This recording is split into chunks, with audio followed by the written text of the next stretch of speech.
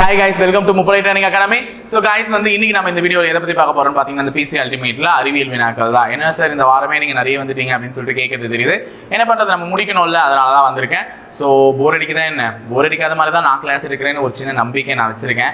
So பார்த்துக்கலாம், நம்ம எடுத்துக்கலாம். நம்ம தான் பார்க்கணும்னு விதி இருந்தால் என்ன பண்ண முடியும், மாற்ற முடியாது, அவ்வளோதான்.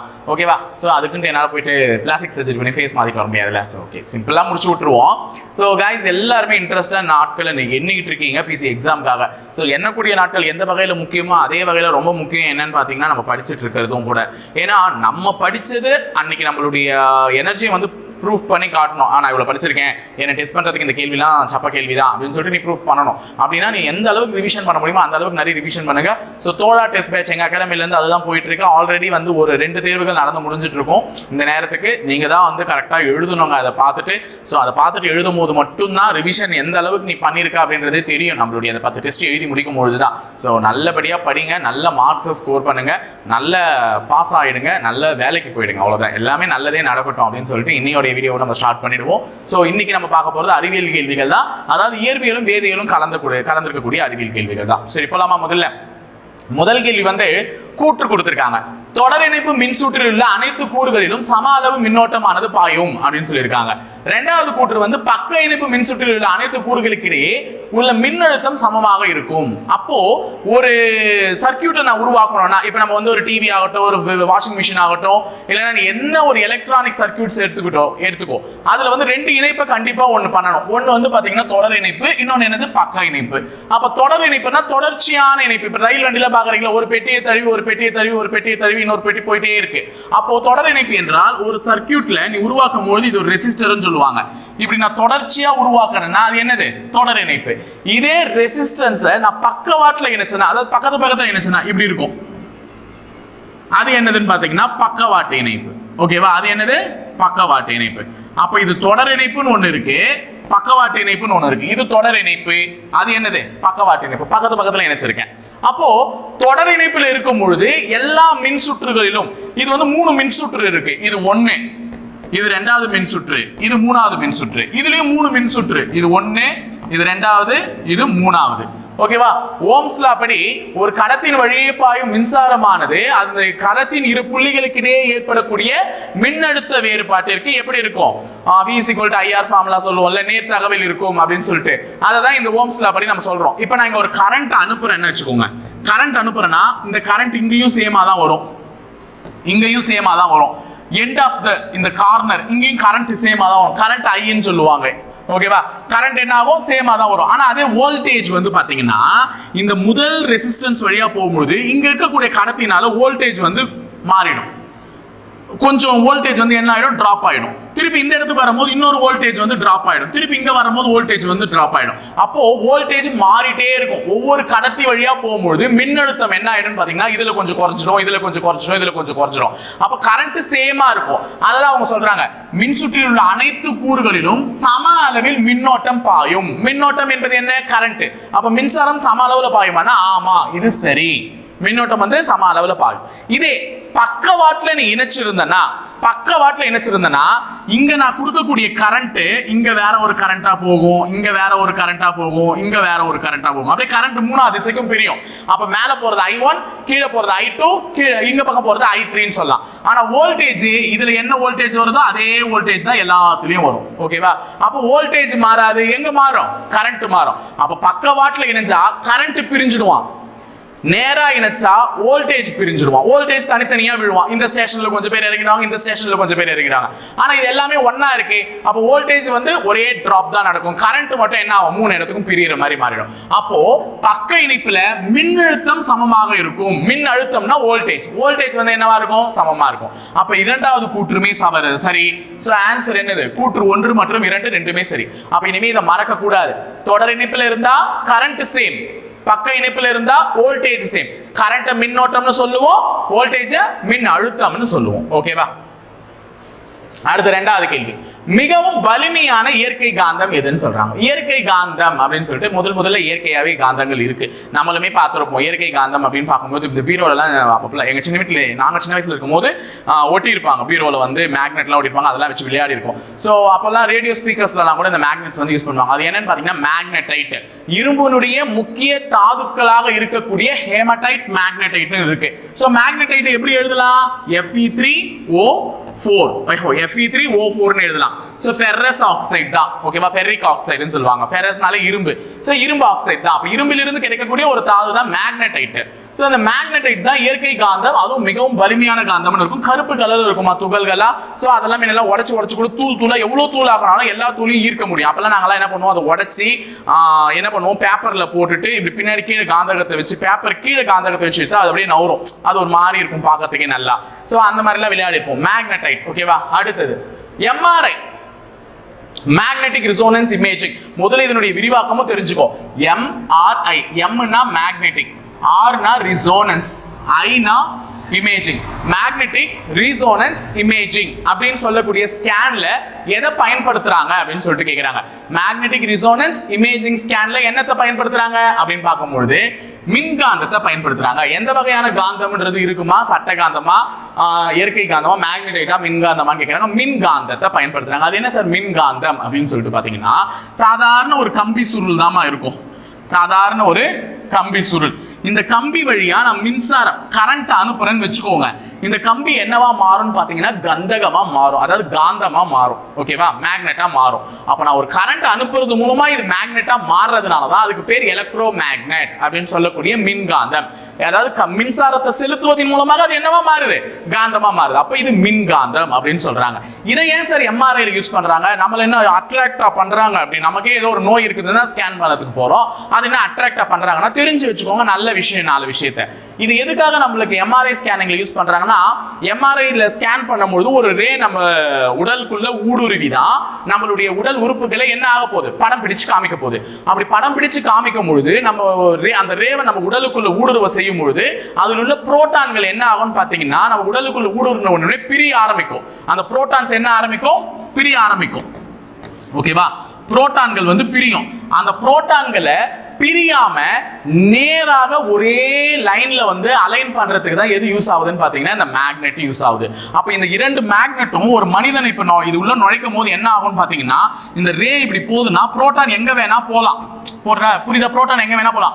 ஆனா இதன் மூலமாக ஏற்படக்கூடிய அந்த காந்த புலம், இந்த 2 மேக்னெட் மூலமா ஏற்படக்கூடிய அந்த காந்த புலம் அந்த புரோட்டான் எங்கேயும் போக விடாம ஒரே நேர்கோட்டில் என்ன பண்ணும், போக விடும், ஓகேவா?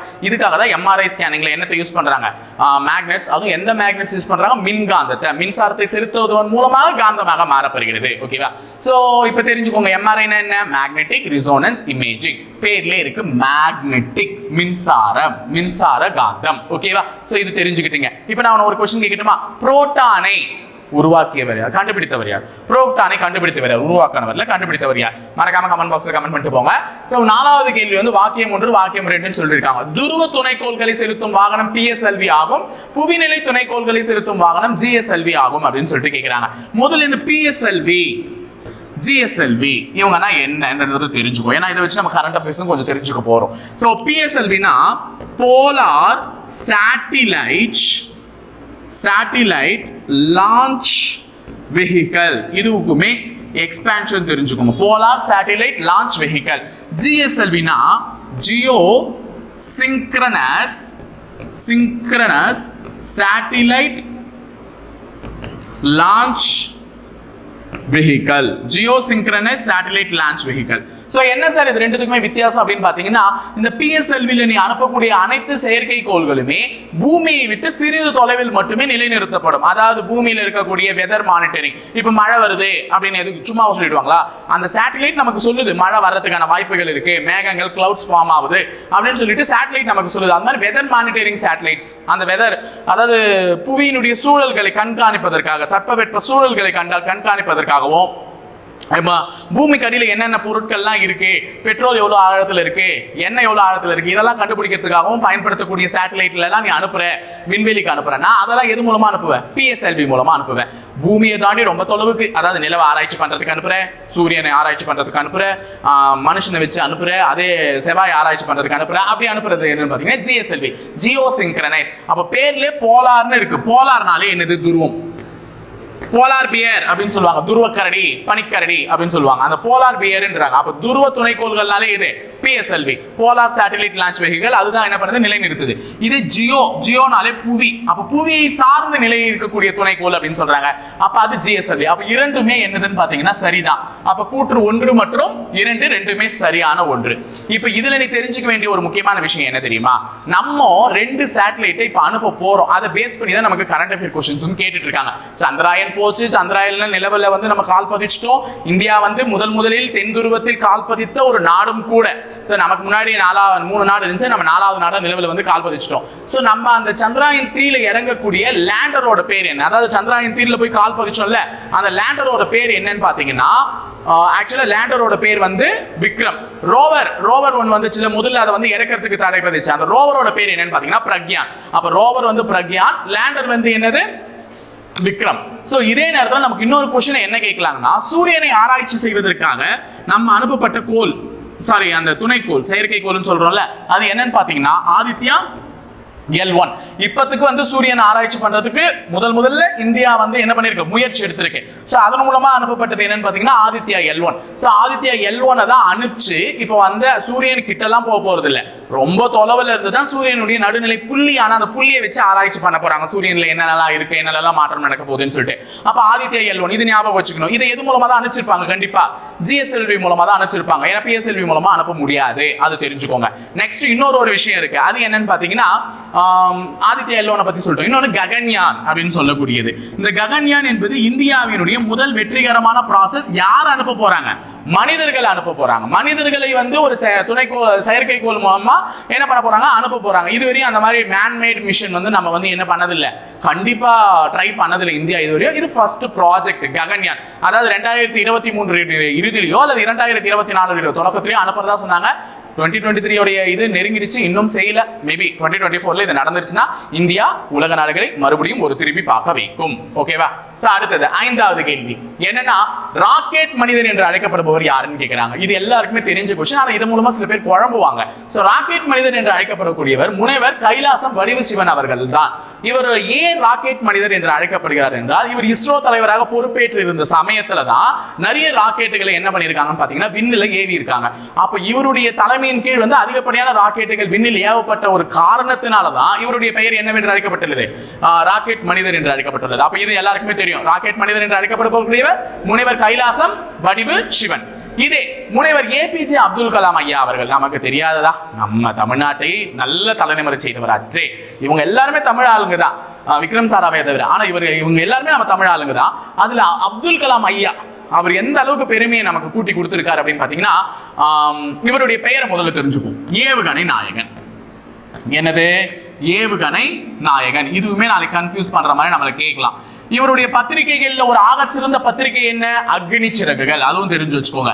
ஏன்னா ப்ரீவியஸ் TNUSRB क्वेश्चन தான் இதெல்லாம். நாளை பின்ன அக்னி சிறகுகள் என்ற பத்திரிகையை எழுதியவர் யார் அப்படின்னு சொல்லிட்டு கேட்கும்போது யாருன்னு சொல்லணும்? அப்துல் கலாம் ஐயா அவர்கள் தான் அப்படின்றத நீ சொல்லணும். ஓகேவா? அப்ப ஏவுகணை நாயகன் என்ற பட்ட பெயருக்குரியவரும் ஐயா தான். அதே மாதிரி அக்னி சிறகுகள் என்ற புத்தகத்தை எழுதியவரும் யாரு? நம்மளுடைய ஐயா அப்துல் கலாம் ஐயா அவர்கள் தான். சோ இதையும் தெரிஞ்சு வச்சுக்கோங்க. இவர் வந்து ஆகச்சிறந்த ஒரு நாயகனும் கூட. விக்ரம் சாராபாய் அவர் யாருன்னு பாத்தீங்கன்னா, இந்திய விண்வெளித்துறையின் இந்திய விண்வெளி திட்டத்தின் தந்தை. இவர் தான் முக்கியம். இவர் வந்து தான் ஃபர்ஸ்ட் இது ஆரம்பிச்சு வச்சது விண்வெளி திட்டத்தெல்லாம். நாசாக்கெல்லாம் கூட அறிவிக்கிற சொன்னவர் தான். இந்திய விண்வெளி திட்டத்தின் தந்தை என்று அழைக்கப்படக்கூடியவர் யார்? இந்திய விண்வெளி திட்டத்தின் தந்தை என்று அழைக்கப்படக்கூடியவர் யார்? விக்ரம் சாராபாய் அவர்கள், முனைவர் விக்ரம் சாராபாய் அவர்கள். இதுவே இவருடைய இன்னொரு பெயரும் காரணமாகவும் அமைஞ்சிச்சு. என்னன்னு பாத்தீங்கன்னா விண்வெளி மனிதர். ஏன்னா இந்த மனிதர்கள் தான் நம்ம கொஞ்சம் கன்ஃபியூஸ் ஆகுமே. இப்போ இந்த வீடியோ பார்க்கும்போதே உனக்கு கன்ஃபியூஸ் ஆகும், ஐயோ யார் யார் யாருன்னு. ராக்கெட் மனிதன் என்றால் வடிவு சிவன் அவர்கள், அவர் தான் கைலாசம் வடிவு சிவன் அவர்களால் தான் நிறைய ராக்கெட்டுகள் ஏவப்பட்டது, அதனால அவர் ராக்கெட் மனிதன். ஏவுகணை நாயகன் என்றால் எங்களுடைய அப்துல் கலாம் ஐயா அவர்கள் தான். ஓகேவா? சோ அது ஞாபகம் வச்சுக்கோங்க. அக்னிச்சிறகுகள் பத்திரிகை எழுதியவர். இதே வந்து விக்ரம் சாராபாய் அவர்கள் இந்திய விண்வெளி திட்டத்தின் தந்தை, அதனால தான் அவர் விண்வெளி வீரர் என்றும் அழைக்கப்படுகிறார், விண்வெளி மனிதன் என்றும் அழைக்கப்படுகிறார். முனைவர் மயில்சாமி அண்ணாதுரை அவர்கள், இவர் என்ன அப்படின்னு பாத்தீங்கன்னா, இவருடைய காலத்தின் கீழ் தான் சந்திராயன் 1 என்ற திட்டம் வந்து என்ன பண்ணது முடிவு செய்யப்பட்டது. ஏன்னா நிலவுல தண்ணி இருக்கிறதை இவர் அனுப்பிச்சது மூலமா தான் கண்டுபிடிச்சாங்க. அதுக்கப்புறமா தான் வந்தவங்க எல்லாம் சரி இறங்கியே செக் பண்ணுவோம்னு சொல்லிட்டு இவருடைய காலகட்டத்துல போனாங்க. ஆனா அது ஃபெயில் ஆயிடுச்சு. இப்போ வந்து சோம்நாத் அவர்கள் தான் தற்போது இஸ்ரோவின் தலைவராக இருக்கிறார்கள். அவருடைய காலத்துல போன சந்திராயன் 3 தான் வெற்றிகரமா இறங்கி அதை சோதனையும் பண்ண ஆரம்பிச்சிருச்சு. ஓகேவா? இதெல்லாம் எல்லாருக்குமே தெரிஞ்சிருச்சு. சோ கொஞ்சம் இழுத்துட்டோம், ரொம்ப டக்கு டக்குன்னு முடிப்போம். அடுத்தது பொறுத்துக்க கொடுத்திருக்காங்க. அமிலத்தின் பெயர் வந்து கொடுத்திருக்காங்க, உணவுப் பொருள் கொடுத்திருக்காங்க. சோ இந்த அமிலத்தின் பெயர்களை இந்த உணவுப் பொருட்களோட மேட்ச் பண்ணணும். என்ன சாரி, இதையே மாத்தி கொடுத்திருக்காங்க. இந்த இடத்துல கொடுக்கணும், இது இந்த இடத்துல கொடுக்கணும். ஓகேவா? நானும் கவனிக்கல, சரி அப்படியே போட்டேன். உணவுப் பொருள் இந்த பக்கம், அமிலத்தின் பெயர் அந்த பக்கம். சரி, எந்த உணவுப் பொருள்ல எது இருக்கும் அதை முதல்ல தெரிஞ்சுக்கோங்க. பால் பொருட்கள் அப்படின்னாலே லாக்டிக் அமிலம், எல்லாருக்குமே தெரியும். பாலில் இடம்பெற்று இருப்பது லாக்டிக் அமிலம் தான். எறும்பினுடைய கொடுக்காகட்டும் இல்ல தேனினுடைய கொடுக்காகட்டும், அது ரெண்டுத்திலுமே இருக்கிறது என்னது? ஃபார்மிக் அமிலம் தான். சோ ஃபார்மிக் அமிலம் தான் சரியான பதில். வினிகர்ல என்னமா இருக்கு? அசிட்டிக் அமிலம். அப்ப தக்காளில என்னது? ஆக்சாலிக் அமிலம். சோ ஆன்சர் 4321 அப்படின்னு சொல்லக்கூடிய டி ஆப்ஷன் தான். 4321 டக்கு டக்குன்னு சொல்லிட்டீங்கல்ல. இதுவே நானும் ஒன்னு கேட்கிறேன். புலி, திராட்சை, இது ரெண்டுத்திலுமே ஒரே அமிலம் தான், என்னன்றத சொல்லுவீங்களா? அடுத்தது ஆப்பிள், இது என்னன்றதையும் சொல்லுவீங்களா? சோ இது ரெண்டுத்திலும் என்னென்ன அமிலம் இருக்குன்னு சொல்றீங்களா? புலி, திராட்சையில் என்ன இருக்கு, ஆப்பிள்ல என்ன இருக்கு? அதையும் கமெண்ட் பாக்ஸ்ல கமெண்ட் பண்ணிட்டு போயிடுங்க. அடுத்தது 7வது கேள்வி, திண்ம நிலையில் உள்ள அமிலத்திற்கு உதாரணம் என்னன்னு கேக்குறாங்க. திண்மம் அப்படின்னாலே திடம் அப்படின்னு சொல்லக்கூடிய சாலிட். ஓகேவா? சாலிட், திடம் அப்படி இருக்கக்கூடிய ஒரு அமிலம் எதுன்னு கேக்குறாங்க. திண்ம நிலையில் உள்ள அமிலத்திற்கு ஒரு பெஸ்ட் எக்ஸாம்பிள் என்னன்னு பாத்தீங்கன்னா பென்சாயிக். ஓகேவா? பென்சாயிக். சோ பென்சாயிக், சாயிக்னாலே சாலிட் அப்படின்ற மாதிரி ஞாபகம் வச்சுக்கோங்க. அப்ப பென்சாயிக் அமிலம் தான் என்ன இருக்குன்னு பாத்தீங்கன்னா சாலிட், திட நிலையில் இருக்கு. சோ என்ன சார் அப்படின்னு பாத்தீங்கன்னா, இதனுடைய மாலிகுலர் ஃபார்முலா வந்து C6H5 அப்படின்னு நினைக்கிறேன். ஐ திங்க் C6H5COOH, இதுதான் பென்சாயிக் அமிலத்தினுடைய மூலக்கூறு வாய்ப்பாடு நினைக்கிறேன். I think right, maybe right. பாருங்க என்னன்றது செக் பண்ணி கொடுத்துருங்க. நெக்ஸ்ட் இது ஒரு முக்கியமான யூசேஜஸ் சொல்லிடுறேன், ஏன்னா இதுவுமே நாளைக்கு நமக்கு क्वेश्चंसல வரலாம். என்னென்ன பயன்பாடுகள் அப்படின்னு பாத்தீங்கன்னா, உணவுகளை பதப்படுத்துவதற்கு இது பயன்படுது. பதப்படுத்துதெல்லாம் அந்த கெட்டு போகாம இருக்கிறதுக்கு பிரிசர்வேட்டிவ்ஸா பயன்படுது. இந்த பெரும்பாலும் ஊர்காலா இருக்குல்ல, அந்த ஊர்கால இந்த பென்சாயிக் அமிலத்தை சேர்ப்பாங்க. ஏன்னா இது வந்து கெட்டு போக கூடாது, சீக்கிரமா ஊர்கா கெட்டு போக கூடாது. அப்ப உணவு பதப்படுத்துதல்ல இது வந்து ஒரு முக்கிய பங்கு வகிக்குது. ஓகேவா? உணவு பதப்படுத்துதல்ல ஊர்கால தான் பெஸ்ட் எக்ஸாம்பிள் வந்து பிக்கல். அந்த ஊர்கால வந்து இந்த பென்சாயிக் அமிலத்தை போட்டாங்கன்னா அது என்ன சீக்கிரமா கெட்டு போகாது. அதே நேரத்தில் ஆயின்மெண்ட்ஸ்ல பயன்படுது. ஆயின்மெண்ட்ஸ் என்னன்னா, நம்ம வந்து இப்போ ஸ்கின் டிசீஸ் ஏற்படுதுல, அப்ப வந்து அது வந்து பூஞ்சைகளால எந்த விதமான மேலையும் அது வந்து கட்டக்கூடாது அப்படின்னு சொல்லிட்டு அந்த ஆயின்மெண்ட்ஸ், நீங்க ஆயின்மெண்ட் தருவீங்கல்ல, அந்த ஆயின்மெண்ட்ல கூட இந்த பென்சாயிக் அமிலத்துல என்ன பண்றாங்க, பயன்படுத்துறாங்க. சோ இதெல்லாமே ஒரு முக்கிய உதாரணம். அதுல வந்து இதுதான் நம்ம எக்ஸாம் ஸ்கூல் புக் ரிலேட்டடா இருக்குது. உணவை பதப்படுத்துதல், ஊர்கா கெட்டு போகாம இருக்கிறதுக்கு பயன்படுத்துறது எதுன்னு கேட்டாங்கன்னா பென்சாயிக் அமிலம் சொல்லிடுங்க. அடுத்தது 8வது क्वेश्चन வந்து வேதிப்பொருட்களின் அரசன் என்று அழைக்கப்படுவது எல்லாருக்குமே தெரியும் H2SO4 ன்னு சொல்லக்கூடிய சல்ஃபியூரிக் ஆசிட் தான். H2SO4 ன்னு சொல்லக்கூடிய என்ன அமிலம்? சல்ஃபியூரிக் அமிலம். சல்ஃபியூரிக் அமிலமான அந்த கந்தக அமிலம்னு கூட கொடுக்கலாம் நாளை பின்ன. அப்புறமா சல்ஃபியூரிக் இல்லைன்னு சொல்ல போறீங்க, என்ன அமிலம்னு கொடுக்கலாம்? கந்தக அமிலம். இப்படியும் இருக்கலாம் ஆப்ஷன்ல, தெரிஞ்சு வச்சுக்கோங்க. ஏன் சார் சல்ஃபியூரிக் அமிலமான கந்தக அமிலத்தை வந்து வேதிப்பொருட்களின் அரசன் சொல்றாங்க? ஏன் வேற யாருக்கும் அந்த துப்பு இல்லையா அப்படின்னு சொல்லிட்டு கேட்பீங்க. சல்ஃபியூரிக் அமிலம் வந்து எல்லாரோடையும் ஈஸியா ரியாக்ட் ஆகும். ஒரு தலைவன் என்பவன் அனைவருடையும் என்ன பண்ணணும்? ரியாக்ட் ஆகணும். எனக்கு நீ வேணாண்டா, எனக்கு நீ வேணாண்டா, எனக்கு நீ வேணவே வேணாண்டா அப்படின்னு யாரும் என்ன பண்ணக்கூடாது, ஒதுக்க கூடாது. அப்ப கந்தக அமிலம் எல்லாத்தோடையும் கந்தகம் மாதிரி பிடிச்சிப்பான், மேக்னெட் மாதிரி எல்லாரையுமே பிடிச்சிருப்பான். சோ அதனால எல்லாரோடையுமே எளிமையா ரியாக்ட் ஆகிற ஒரு காரணத்தினால இவர் என்னன்னு சொல்றாங்க? வேதிப்பொருட்களின் அரசன் சொல்றாங்க. அதே நேரத்தில் இவர் ஹைலி ரியாக்டிவ் காம்போனன்ட். அதுதான் மெயின் ரீசன். அதுதான் என்ன பொறுத்தவரைக்கும் மெயின் ரீசன். வேற ஒரு ரீசன் யோசிச்சு வச்சா ஆனா எனக்கு டக்கு ஞாபகம் வரல. ஓகே சரி, அது மட்டும் படிச்சுக்கோங்க. 9வது கேள்வி, நீரில் கரையும் காரங்கள் அல்கலிக் என்று அழைக்கப்படுகிறது. ஆமா, நீரில வந்து எது வந்து வாட்டர்ல பேஸ், காரம்னாலே என்னதுமா? பேஸ். அப்ப வாட்டர்ல எந்த பேஸ் கரைஞ்சாலும் அதை என்னன்னு சொல்லுவாங்க? ஆல்கலிஸ் அப்படின்னு சொல்லுவாங்க. ஆல்கலிக் கரெக்ட். அப்ப முதல் கூற்று வந்து கரெக்டான ஒரு கூற்று தான். அப்ப நீரில் கரையும் காரங்களை என்னன்னு சொல்லுவாங்க? ஆல்கலிஸ்ன்னு சொல்லுவாங்க. ஆனா sodium carbonate, sodium bicarbonate, calcium carbonate போன்ற காரங்கள், அப்ப sodium carbonate, sodium bicarbonate, calcium carbonate, இதெல்லாம் ஒரு பேஸ் தான். காரங்கள் கரைந்து ஹைட்ராக்சைடு அயனிகளை தருகின்றன அப்படின்னு சொல்றாங்க. ஹைட்ராக்சைடு அயனிகளை அவ தருது இல்லை, அவை தரக்கூடியது என்ன அயனிகள்னு பாத்தீங்கன்னா சோடியம் அயனிகள். ஓகேவா? அப்ப இரண்டாவது கூற்று தவறு. அப்ப கூற்று 1 சரி, 2 தவறு என்பதுதான் இதுக்கு சரி. அப்ப எந்த காரம் வந்து நீரில் கரையுதோ அது அல்கலிஸ்ன்னு சொல்லுவாங்க. ஆனா கீழே கொடுக்கப்பட்டுள்ள காரங்கள் கரைந்து நீரில் கரைந்து ஹைட்ராக்சைடு அயனிகளை தருதுன்னு சொல்றாங்க. அது ஹைட்ராக்சைடு அயனிகள் கிடையாது, சோடியம் அயனிகள். 10வது கேள்வி பொறுத்துக்கு தான் வந்திருக்குமா. சலவை சோடா, இதுல எது சலவ சோடா? சோடியம் கார்பனேட் சலவ சோடா. இதுல இருக்கக்கூடிய எந்த மூலக்கூறு வாய்ப்பாடு சோடியம் கார்பனேட்டை குறிக்குதுன்னா சோடியம்னால Na வரணும் சார். 3 Na இருக்கு, அப்ப 3 கிடையாது, அது தெரிஞ்சிச்சு சார். சோடியம் கார்பனேட்னால எனக்கு தெரியாதா சார்? Na2CO3. அப்போ இங்கிலீஷ்ல எழுதிடலாம் சார். இங்கிலீஷ்ல எழுதிட்டேன், தமிழ்ல எழுதிடுறேன் இருங்கம்மா. ஓகேவா? Na2CO3 தான் என்னன்னு பாத்தீங்கன்னா சோடியம் கார்பனேட். என்னது?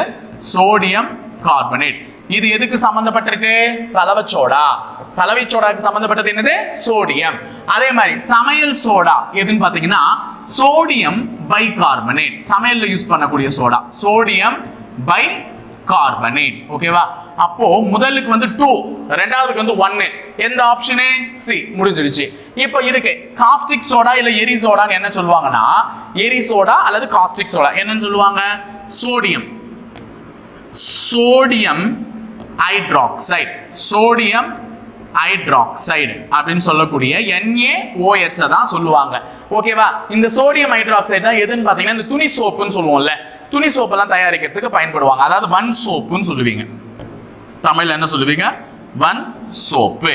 இதே காஸ்டிக் பொட்டாஷ் அல்லது எரி பொட்டாஷ்ன்றாங்க. பொட்டாஷ்னாலே பொட்டாசியம். அப்ப K வந்து தான் பொட்டாசியத்தை குறிக்குது. அப்ப KOH என்னன்னு பாத்தீங்கன்னா பொட்டாசியம் பொட்டாசியம் ஹைட்ராக்சைடு அப்படின்றது தான் இது குறிக்கிறது.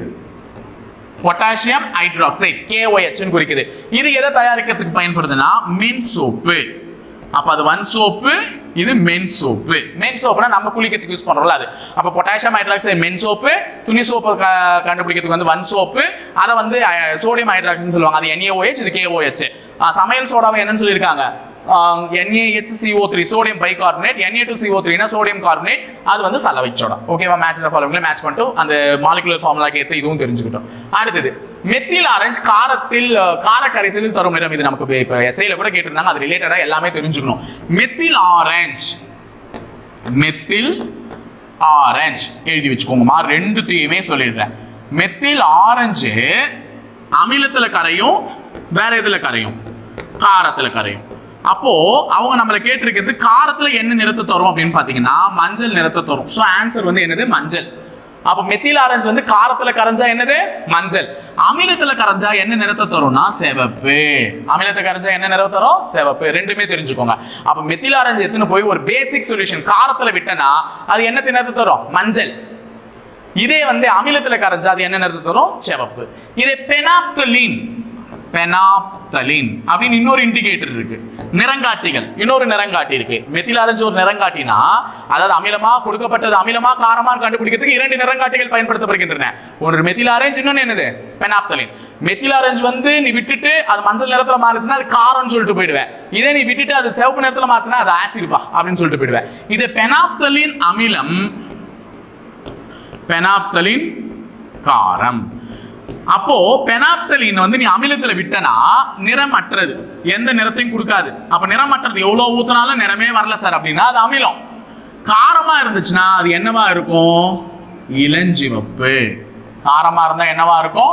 இளஞ்சிவப்பு நிறத்தை தரும். ஓகேவா? பிங்க் கலர்ல வந்துடும். அப்ப பெனாப்தலீன் பிங்க் கலர்ல மாறுதுன்னா அது வந்து பேஸ். பெனாப்தலீன் எவ்வளவு ஊத்தியும் கலரே தரலன்னா அது வந்து ஆசிட். ஓகேவா? தெரிஞ்சிச்சா? இந்த 11வது क्वेश्चनல 4 விஷயத்தை தெரிஞ்சுக்கிட்டோம். அடுத்தது தவறான ஒன்றை தேர்ந்தெடுங்கன்றாங்க. வெள்ளை அடிக்க கால்சியம் ஹைட்ராக்சைடு பயன்படுத்தப்படுகிறது. ஆமா, சுண்ணாம்புக்கு. அடுத்தது சலவை சோப்பு தயாரிக்க பொட்டாசியம் ஹைட்ராக்சைடு பயன்படுகிறது. இப்பதான் சொன்னேன் சலவை சோப்பு. சலவை சோப்புனா என்னது? துணி துவைக்கிறதுக்கு எது பயன்படும்? பொட்டாசியமா? கிடையாது. அங்க என்ன பயன்படும்? சோடியம். அப்ப எது தவறு? Potassium hydroxide. இதுதான் தவறு. அப்ப தவறானதுனால அதுதான் என்னதாயிடுச்சு? விடை ஆயிடுச்சு. அப்ப மத்ததெல்லாம் படிக்கணும்ன்ற அவசியமே இல்லை. அடுத்தது 13வது கேள்வி. நம்மை சிவப்பு எறும்பு கடிக்கும் போதும் அல்லது தேனி கொட்டும் போதும் டேஷ் தோலினுள் உட்செலுத்தப்படுகிறது. இப்ப நமக்கு ஒரு ஆசிட் கண்டிப்பா இருக்கும். ஏன்னா நம்ம உடலினுடைய pH மதிப்பு மாறும். அப்போ ஒன்று அது கடிக்கும் போது அதோட ஆசிடும் அந்த pH மதிப்பு என்ன பண்ணும்? நியூட்ரல் ஆகாம அது கொஞ்சம் ஏற்றி விட்டுரும். அதனால தான் அந்த இடம் உடனே தழும்பா வீங்கிடுது. ஓகேவா? அது நமக்கு வலியை கொடுக்கறதும் கூட. ஸோ எல்லாருக்குமே தெரியும் இதுக்கு ஆன்சர் ஃபார்மிக் அமிலம் தான், ஆனால் தெரிஞ்சு வச்சுக்கோங்க காரணத்தை. ஓகேவா? அடுத்தது 14 பொறுத்து விதமா கொடுத்துருக்கோம். தனிமம் மற்றும் அதனுடைய பயன்கள்னு கொடுத்துருக்காங்க. குளோரின் பார்த்த உடனே குடிநீரில் உள்ள நுண்ணுயிரிகளை அழிக்க. நம்ம குளோரின் எல்லாம் வீட்டிலேயே சொல்லுவாங்க, மருந்துக்கு குளோரின் கலந்து விட்டுருக்காங்கடா தண்ணி, எதுக்கு தண்ணி அது விட்டாங்க? குடிநீர்ல எதனா நமக்கும் தெரியாம பாக்டீரியாஸ் எல்லாம் இருந்துச்சுன்னா அதை அழிச்சிடும் அப்படின்னு சொல்லிட்டு. அப்ப குளோரின் என்ற பவுடர் வந்து குடிநீரில் உள்ள நுண்ணுயிரிகளை அழிக்க. ஏன்னா அங்க குளோரின் பவுடர் கூட கொட்டிட்டு போவாங்க, பாக்டீரியா வைரஸ் ஃபங்கஸ் எல்லாம் பரவாம இருக்கிறதுக்கு. ஓகே, போரான் அப்ப 2 வரணும். பிக்கு 2 இருக்கிற மாதிரி இந்த ஒரு ஆப்ஷன் இருக்கு, இந்த ஒரு ஆப்ஷன் இருக்கு. அப்ப சியும் வராது, ஏவும் வராது. சூப்பர். அடுத்தது போரான் வந்து ராக்கெட்டுடைய எரிபொருளை பத்த வைக்கிறதுக்கு, எரிபொருளா பயன்படாது, எரிபொருளை பத்த வைக்கிறதுக்கு. அப்ப போரான் 3. அப்ப எது 3? இதுதான். அப்ப பி ஆன்சர், டி ஆன்சர் கிடையாது. அவ்வளவுதான். அப்ப ஃபர்ஸ்ட் கந்தகம் வந்து துப்பாக்கியில் உள்ள தூளை தயாரிக்க ரப்பரை கெட்டிப்படுத்துறதுக்கு. ஓகே, அதாவது வெல்கனைஸ் செய்தல். ரப்பர் வந்து கெட்டி ஆகுது இல்ல, இப்போ ரப்பர் என்பது மரக்கூழ்ல இருந்து தயாரிக்கிறாங்கன்னு சொல்லுவாங்க. ஏன்னா சார் மரக்கூழ் வந்து ரொம்ப திரவ நிலையில இருக்கும், அது எப்படி சார் ரப்பர் நமக்கு கட்டியா வருதுன்னா அந்த கட்டி பண்ணணும். வல்கனைசேஷன் ஒரு ப்ராஜெக்ட், ஒரு ப்ராசஸ் இருக்கும். அந்த வல்கனைஸ் பண்றதுக்கே இதுதான் யூஸ் பண்றாங்க, சல்ஃபர் தான் யூஸ் பண்றாங்க கந்தகத்தை. அடுத்தது ஹைட்ரஜன் வந்து பாத்தீங்கன்னா ராக்கெட்டினுடைய எரிபொருளா பயன்படுத்தப்படுகிறது. அப்ப ஆன்சர் வந்து 4 2 3 1. ஓகே, ஈஸியான கொஸ்டின், சீக்கிரமா சொல்லிட்டீங்க. 15 சதுப்பு நில வாயு என அழைக்கப்படக்கூடியது. சதுப்பு நில காடுகள் எங்க இருக்கு தமிழகத்துல அப்படின்னு பாத்தீங்கன்னா நம்மளுடைய சிதம்பரத்தை அடுத்துள்ள பிச்சாவரம் என்ற பகுதியில் சதுப்பு நில காடுகள் இருக்கா தெரியுமா? பிச்சாவரம் நல்ல பிளேஸ், லொகேஷன். நான் கூட இப்பதான் போயிட்டு வந்தோம், 1 வருஷம் ஆயிடுச்சு. போன நவம்பர்ல போனேன், இது இந்த நவம்பரே வந்துருச்சு. பிச்சாவரம் அப்படின்ற பகுதி இருக்கு. ஸோ அது வந்து சதுப்பு நில காடுகளை கொண்டது. அந்த சதுப்பு நில காடுகளில், அதாவது சதுப்பு நில காடுகள்லாம் நீண்ட நாட்களாக தண்ணீரில் ஊறி போன ஒரு இடம். அந்த இடத்துல தான் எதுலாம் கிடைக்கும் பாத்தீங்கன்னா மீத்தேன் கிடைக்கும். ஓகேவா? அப்போ மீத்தேன் தான் ஆன்சர். மீத்தேன் என்னன்னு எழுதலாம்? மூலக்கூறு வாய்ப்பாடு CH4 அப்படின்னு எழுதலாம். ஓகேவா? ஸோ இந்த கொஸ்டின் முக்கியம். சதுப்பு நில காடுகள் தமிழகத்தில் 2வது, அதாவது இந்தியாவிலேயே மிகவும் 2வது பெரிய சதுப்பு நில காடுகள் எங்க இருக்குன்னு பாத்தீங்கன்னா நம்ம தமிழகத்துல தான். அதுவும் எங்கன்னு பாத்தீங்கன்னா அந்த பிச்சாவரம் என்ற பகுதியில் தான். ஒரு டூரிஸ்ட் பிளேஸும் கூட, சிதம்பரத்தை அடுத்துள்ளது. ஓகேவா? சரி, அடுத்தது எல்பிஜி சிலிண்டரின் வாயு கசிவினை. இது வந்து எஸ்ஐ கொஸ்டினும் கூடமா. எல்பிஜி சிலிண்டர் வந்து கேஸ் வந்து கலரும் கிடையாது, வாசனையும் கிடையாது. முதல்ல எல்பிஜினா என்ன, அதனுடைய விரிவாக்கம் சொல்லுங்க. Liquefied petroleum gas. Liquefied petroleum gas. இதுக்கு வாசனை கிடையாது, கலர் கிடையாது, எதுவுமே கிடையாது. அப்ப வாசனையே இல்லைன்னா கேஸ் பாட்டுன்னு லீக் ஆச்சுன்னு வச்சுக்கோ, நம்ம தெரியாம ஒரு இப்படி தீப்பூச்சியை பற்ற வச்சுன்னா தீபாவளி அன்னைக்கு தான் நம்ம வீட்டில் நல்ல தீபாவளியா இருக்கும், ஒரே பார்க்குற அளவுக்கு. அப்போ அதுக்கு அந்த வாசனை நமக்கு தெரியணும் கேஸ் வந்துச்சுன்னா. அப்போ அந்த கேஸை லீக்கேஜ் ஆகிற மாதிரி ஒரு கெமிக்கலை உள்ள கலந்துடுவாங்க. அந்த கெமிக்கல் தான் என்ன பண்ணுன்னா கேஸை லீக்கேஜ் ஆகிற மாதிரி ஒரு ஸ்மெல் வரும். என்னடா கேஸ் ஸ்மெல் வருது அப்படின்னு மூக்க பொத்துவோம்ல, அந்த ஸ்மெல் வர்றதுக்கு அந்த முக்கியமான காரணமே அந்த கெமிக்கல் தான். அது என்னன்னு பார்த்தீங்கன்னா மெர்காப்டன். ஓகேவா? மெர்காப்டன். இவர் இல்லைன்னா பல வீட்டில் தீபாவளி தான் இருக்கும். ஓகேவா? அதனால மெர்காப்டன் இவரை தெரிஞ்சு வச்சுக்கோங்க, முக்கியமானவர். அடுத்தது 17 ஜெட் விமானங்களில் எரிபொருளாக பயன்படுத்தப்படுவது எதுன்னு கேட்கிறாங்க. ஜெட் விமானங்களில் எரிபொருளாக பயன்படுத்துவது வேற எதுவும் இல்லை, மண்ணெண்ணெய். அப்படிதான். ஓகேவா? மண்ணெண்ணெய் தான் ஜெட் விமானங்கள்ல எரிபொருளா பயன்படுத்துது. 18 பென்சின் அல்லது டொலுவின் சேர்ப்பதன் மூலம் பெட்ரோலின் ஆக்டேன். ஆமாமா, பெட்ரோல்னா ஆக்டேன், டீசல்னா கீட்டேன். இது தெரிஞ்சுக்கோ, சீட்டேன். ஓகேவா? பெட்ரோலுக்கு எது ஆக்டேன் என்னன்னு ஒன்று இருக்கும், டீசலுக்கு எதுன்னு பாத்தீங்கன்னா சீட்டேன் என்னன்னு ஒன்று இருக்கும். இது ரெண்டுமே இதன் மூலமா தான் சேஞ்ச் ஆகுது. இது மனப்பாடம் பண்ணி வச்சுக்கோங்க. அசிட்டோனை சேர்க்கிறதுனால டீசலுடைய சீட்டேன் எண் மாறிடும். அதே பென்சின் டொலுவின் சேர்ப்பதன் மூலமாக பெட்ரோலினுடைய ஆக்டேன் மாறிடும். சோ ரெண்டுமே சரிதான். அப்போ ஆன்சர் வந்து இதுதான், சி ஆப்ஷன். கூற்று 1 மற்றும் 2 ரெண்டுமே சரி. 19வது கேள்வி. அந்து பூச்சி மற்றும் பிற பூச்சிகளை விரட்ட பயன்படுவது. நம்ம வீட்டுல சாதாரணமா யூஸ் பண்ணக்கூடிய ரசகற்பூரம். எல்லாருமே பார்த்திருப்பீங்க, சின்னதா அப்படியே உருண்டை கலர்ல அப்படியே பால் மாதிரி இருக்கும். அந்த ரசகற்பூரம் என்னன்னா போட்டு வச்சா தேவையில்லாம புக்கு நோட் எல்லாம் போடும் போது கூட அங்க போட்டு வச்சிடலாம். ஏன்னா தேவையில்லாம அந்த அட்டை மாதிரி பூச்செல்லாம் என்ன பண்ணாது, அது சேர்க்க விடாது, அந்த வாசனைக்கு அது வராது. ஸோ அந்த மாதிரியான அது ஆனால் கரையும், அது காற்றோடு அது மேல படும் பொழுது கொஞ்சம் கொஞ்சமா அது கரைய ஆரம்பிக்கும். நீ போட்டேன்ப்பா 10 வருஷம் கழிச்சு நான் பாத்துக்கிறேன் அப்படின்னு சொல்லிட்டு விடக்கூடாது. உடனே என்ன பண்ணணும், ஒரு 3 மாசமோ இல்ல 2 மாசம் கழிச்சு செக் பண்ணணும். அது கொஞ்சம் சின்னதாயிடும். திருப்பி என்ன பண்ணணும், ஒரு ரசகற்பூரத்தை போடணும். இந்த மாதிரி ரசகற்பூரம் போட்டீங்கன்னா அது ஆகாது. அதுல வந்து இங்கிலீஷ்ல என்னன்னு சொல்லுவாங்க, மோத் பால் அப்படின்னு சொல்லுவாங்க. அதாவது மோத்னா என்ன, பூச்சிங்க. அந்த பூச்சிகளை வரவிடாமல் இருக்கக்கூடிய ஒரு உருண்டை அப்படின்னு சொல்லுவாங்க. அது என்னன்னு பாத்தீங்கன்னா நாப்தலீன். ஓகேவா? நாப்தலீன். அடுத்தது 20வது கேள்வி. மின்கலன்களை தயாரிக்கவும் எக்ஸ் கதிர்கள் எந்திரங்களை தயாரிக்கவும் பயன்படுவது எதுன்னு கேட்கிறாங்க. கெமிஸ்ட்ரியில ஒரு பழமொழி உண்டுமா, காரியம் இல்லாம எந்த காரியமும் ஆகாது. என்னது, காரியம் இல்லாம எந்த காரியமும் ஆகாது அப்படின்னு சொல்றாங்க. அப்ப வேற ஒண்ணும் இல்லை, காரியம்னு சொல்லக்கூடிய லெட். இவர் தான் மின்கலன்கள்னா பேட்டரிஸை தயாரிக்கிறதுக்கும் பயன்படுத்துறாங்க. அதே நேரத்தில் எக்ஸ் கதிர்கள் எந்திரங்களை தயாரிக்கிறதுக்கு என்ன ஆகுறாங்க, பயன்படுத்துறாங்க. ஸோ எக்ஸ்ரே மிஷின்ஸ் தயாரிக்கிறதுக்கு, பேட்டரி தயாரிக்கிறதுக்கு, ஏமா சின்ன வயசுல நம்ம பென்சிலை கடிச்சு துப்பல, அது எல்லாமே லெட்டு தாமா. ஓகேவா? ஸோ அந்த லெட் எல்லாம் அது காரியம் இல்லாமல் எந்த காரியமும் ஆகாது. அப்போ காரியம் தான் அதுக்கான சரியான ஆன்சர். லெட்டினுடைய சிம்பிள் என்னன்றத சொல்றீங்களா கமெண்ட் பாக்ஸ்ல? லெட்டை எப்படி குறிப்போம்? அது சிம்பிள் வந்து சொல்லுங்க. எல்என் குறிச்சிடுவோமா? கிடையாது இல்ல. அப்ப அதுக்கு ஒரு சிம்பிள் இருக்குல்ல, அது என்னன்றதை கமெண்ட் பாக்ஸ்ல சொல்லிட்டு போயிடுங்க. சோ நான் சல்ஃபியூரிக் ஆசிட் சொல்லும் போது அது கந்தக அமிலம், அது வந்து வேதிப்பொருட்களின் அரசன். இன்னொரு பாயிண்ட் யோசிச்சேன்னு சொன்னல, அது நான் மறந்துட்டேன், இப்ப சொல்றேன் பாருங்க. ஆட்டோமொபைல் பேட்டரிஸ், அதாவது காரினுடைய மின்கலன்களின் பயன்படுவது எதுன்னு பாத்தீங்கன்னா அந்த சல்ஃபியூரிக் அமிலம் தான். காரினுடைய மின்கலன்கள்ல எது பயன்படுது? சல்ஃபியூரிக் அமிலம் H2SO4 பயன்படுது. இது பாயிண்ட் யோசிச்சு வச்சிருந்தா சொல்ல மறந்துட்டே, இப்ப ஞாபகம் வந்துருச்சு. 21வது கேள்வி. தீக்குச்சியின் தலைப்பகுதியில் சிவப்பு பாஸ்பரஸ் உள்ளது. தீப்பெட்டியின் பக்கவாட்டில் பொட்டாசியம் குளோரைட்டும் ஆன்டிமனி ட்ரைசல்ஃபேட்டும் உள்ளது. இதுதான் ஒரு தீப்பொட்டிமா. இந்த இடத்துல உரசனா தீ வரும். அது எப்படி? தீக்குச்சியினுடைய இந்த தலைப்பகுதி எடுத்துட்டு போயிட்டு இதுல உரசனா தீ வரும். அவங்க கொடுத்துருக்காங்க தீக்குச்சியினுடைய தலைப்பகுதியில சிவப்பு பாஸ்பரஸ். அப்ப இதுதான் சிவப்பு பாஸ்பரஸ் ஆனா கிடையாது. இந்த சைடுல போட்டிருக்காங்க பாரு, இதுதான் ரெட் பாஸ்பரஸ், சிவப்பு பாஸ்பரஸ். ஓகேவா? இதுதான் சிவப்பு பாஸ்பரஸ். அப்ப தீக்குச்சியினுடைய தலையில என்ன இருக்கும்? Potassium chlorate antimony. இதுதான் இங்க இருக்கும், அது பக்கவாட்டுல இருக்காது. இவங்க ரெண்டுத்தையும் மாத்தி கொடுத்துட்டு இருக்காங்க. அப்ப தீக்குச்சியினுடைய சைடுல பொட்டாசியம் சிவப்பு பாஸ்பரஸ் இருக்கும், தீக்குச்சியினுடைய தலையில தான் என்ன இருக்கும்? பொட்டாசியம் குளோரேட்டும் ஆன்டிமனி இருக்கும். இவங்க மாத்தி கொடுத்துட்டு இருக்காங்க. இதை அதுக்கும் அதை இதுக்கும் கொடுத்துருக்காங்க. அப்ப இரண்டு கூற்றுகளுமே தவறு. சோ கூற்று 1 மற்றும் 2 தவறு தான் சரி. ஓகேவா? சரி. அடுத்தது 22வது கேள்வி. முட்டைகள் அழுகும் போது, எல்லாருக்குமே தெரிஞ்ச ஈஸியான கொஸ்டின். முட்டைகள் அழுகும் போது எந்த வாயு உருவாவதால் துர்நாற்றம் வீசுகிறது? முட்டையை சாதாரணமா உடைச்சு ஊத்தினாலே சில பேருக்கு கொமட்டிட்டு வரும். இதுல அது அழுகின முட்டையை வேற உடைச்சு ஊத்தினா வாசனை துர்நாற்றம் தான் வரும். என்ன ஆசிட் அப்படின்னு பாத்தீங்கன்னா ஹைட்ரஜன் சல்ஃபைடு. ஹைட்ரஜன் சல்ஃபைடு இருக்கிறதுனால அந்த இது கேஸ் உருவாகிறதுனால தான் முட்டை அழுகின முட்டையிலிருந்து துர்நாற்றமே வருகிறது. அடுத்தது 23வது கேள்வி. வெப்பநிலை மானிகளில் உள்ள பாதரசம் ஆவியாகாமல் தடுக்க பாதரசத்துக்கு மேலுள்ள ஒரு வெற்றிடத்தை நிரப்ப பயன்படும் வாயு எதுன்னு கேட்கிறாங்க. ஆமாமா, பாதரசம் வந்து எளிமையா என்ன ஆயிடும்னு பாத்தீங்கன்னா ஒரு ஹை மானிட்டர் டெம்பரேச்சர். ஏன்னா உடலில் உள்ள சூடு வெப்பநிலையை கண்டுபிடிக்கிறதுக்கு தான் பாதரசத்தையே பயன்படுத்துறாங்க. அது வந்து ஹை டெம்பரேச்சர்ல என்ன ஆகும் பாத்தீங்கன்னா ஆவியாகி போயிடும். அந்த ஆவியாகி போக கூடாதுன்றதுனால பாதரசம் இருக்குன்னா அது மேல இருக்கக்கூடிய இந்த வெற்றிடத்தை எந்த கேஸை வச்சு நிரப்பியிருப்பாங்கன்னு பாத்தீங்கன்னா நைட்ரஜன் அப்படின்ற கேஸை வச்சு தான் நிரப்பியிருப்பாங்க. ஏன்னா நைட்ரஜன் வந்து இயற்கையாவே மந்த வாயு தன்மை உடைய ஒரு கேஸ். ஓகேவா? மந்த வாயுல சேர்க்கல, ஆனா மந்த வாயு தன்மையுடைய ஒரு கேஸ், இன்னட் கேஸ் தான். அது ஒரு type of speciality inert gas இருக்கு. சோ அந்த இன்னட் கேஸ் இருக்கக்கூடிய ஒரு காரணத்தினால அதனால ஈஸியா ரியாக்ட் ஆக முடியாது. அதனால பாதரசத்தை என்ன அதாவது சுத்தி இருக்கக்கூடிய சர்க்கம்ஸ்டன்ஸ் கூட ஈஸியா அதனால ரியாக்ட் பண்ண முடியாது, டெம்பரேச்சர் கூட. அதனால ஈஸியா அந்த பாதரசத்தை ஆவியாகாம அதனால என்ன பண்ண முடியும்? தடுக்க முடியும். சோ அதனால நைட்ரஜன் ஆன்சர். 24 பொறுத்துக்க கொடுத்துருக்காங்கம்மா. சோ சீக்கிரமா முடிச்சிடலாமா? ரெண்டே क्वेश्चन தான். மயில் துத்தம் இதெல்லாம் என்னென்ன சொல்லுவாங்கன்னு கேக்குறாங்க. மயில் துத்தத்தை என்னன்னு சொல்லுவாங்கன்னா தாமிர சல்பேட். இது நான் ஆல்ரெடி காஃபி வித் ஹரிஷ் வீடியோல கூட போட்டிருக்கேன்.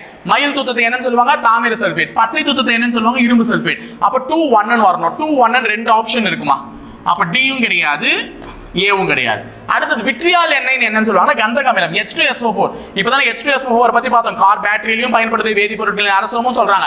அப்ப விட்ரியால் எண்ணெய்னு எதை தான் சொல்றாங்கன்னா H2SO4 தான் சொல்றாங்க. அப்ப கந்தக அமிலம் சல்ஃபியூரிக் ஆசிட் சொல்லக்கூடியது. அப்ப 2 1 4 ன்னு வரணும். அப்ப ஆன்சர் ஆப்ஷன் சி. அப்ப கேலமைன் எதை சொல்றாங்கன்னா துத்தநாக கார்பேட் சொல்றாங்க. ஓகேவாமா? அப்போ மயில் துத்தம்னா தாமிர சல்பேட், பச்சை துத்தம்னா இரும்பு. பச்சைனா இரும்பு. நான் அன்னைக்கு காஃபி வித் ஹரிஷ் நடத்தும் போதே இரும்புலாம் துடிப்பிடிக்க ஆரம்பிக்கும் போது முதல்ல பாச பிடிக்கும் பச்சை கலர்ல அப்படின்னு சொன்னேன். அப்ப பச்சைன்னு வந்தாலே அது இரும்பு சல்பேட். மயில் அப்படின்னு வந்தாலே தாமிரம். ஓகேவா? மயில் அப்படின்னு வந்தாலே தாமரம். மயில் வந்து நம்மளுடைய தேசிய பறவை, தாமரை வந்து நம்மளுடைய தேசிய மலர். மயில் தாமரை அப்படின்னு ஞாபகம் வச்சுக்கோங்க.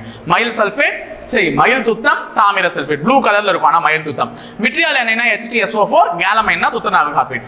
லாஸ்ட் அண்ட் ஃபைனல் क्वेश्चन 25வது கேள்வி. வெள்ளிக்கோள் சூரிய குடும்பத்தில் மிகவும் வெப்பமான கோளாக இருக்கிறதுக்கான காரணம் என்ன? எல்லாம் நமக்கு தெரியும். என்ன சார், புதன் தான் சார் சூரியனுக்கு கிட்ட இருக்கு, வெள்ளி நம்ம ரொம்ப தொலைவா, அதுக்கு அடுத்தது தொலைவா தானே சார் இருக்கு. ஆனா வெள்ளி சூடா இருக்கே சார் புதனை விட. காரணமானா புதன் என்னதான் சூரியன் கிட்ட இருந்தாலும் இந்த வெள்ளி சூரியனை விட்டு தொலைவில் இருந்தாலும் ரெண்டுத்துக்குமே வெப்பம் ஏறத்தாழ வரும். சூரியன்ல இருந்து அதிக வெப்பத்தை வாங்குறது புதன் தான். ஆனா வெள்ளியில கார்பன் டை ஆக்சைடு ஒண்ணு அதிக அளவுல இருக்கு. அதனால மேலும் அந்த கார்பன் டை ஆக்சைடு ஹீட்டை தரக்கூடியது. அதனால சூரியன்ல இருந்து வாங்குற வெப்பம் பிளஸ் அந்த கார்பன் டை ஆக்சைடுல இருக்கக்கூடிய வெப்பம் ரெண்டும் சேர்ந்து சேர்ந்ததுனால தான் வெள்ளி ரொம்ப சூடா இருக்கு. சோ ஆன்சர் வந்து சி ஆப்ஷன். வெள்ளிக்கோளின் வளிமண்டலத்தில் 96 ல இருந்து 97% கார்பன் டை ஆக்சைடு இருக்கிறதுனால, அப்ப கார்பன் டை ஆக்சைடு தான் அங்க கிட்டத்தட்ட முழுக்க இருக்கு. 100%த்துல 3%த்துல முக்காவாசி எல்லாம் கிடையாது, அதுதான் முழுக்க இருக்கு. ஏதோ 3% தான் வேற கேஸஸ். அப்ப 96 to 97% கார்பன் டை ஆக்சைடு இருக்கிற ஒரு காரணத்தினால தான் வெள்ளி எப்படி இருக்கான், சூடா இருக்கான். சரி ஓகேவா, சரி நல்லபடியா முடிச்சிட்டோம் இன்னைக்கு அபிசி அல்டிமேட்டை. ஸோ ரொம்ப ஃபாஸ்டா போயிட்டனோ இல்ல ரொம்ப ஸ்லோவா போயிட்டனோ எல்லாமே கவனிச்சிருப்பீங்க நல்லபடியா. ஸோ இணைந்திருங்கள், இதே போல நம்ம நல்லபடியா மார்க்கை ஸ்கோர் பண்ணிட்டு வெற்றியோட வந்து சந்திக்கலாம். ஓகேங்களா, ஸோ இணைந்திருங்கள், அவர்களை தொடர்ந்து பயணிப்போம். முப்படை பயிற்சி மையத்துடன் நன்றி, வணக்கம்.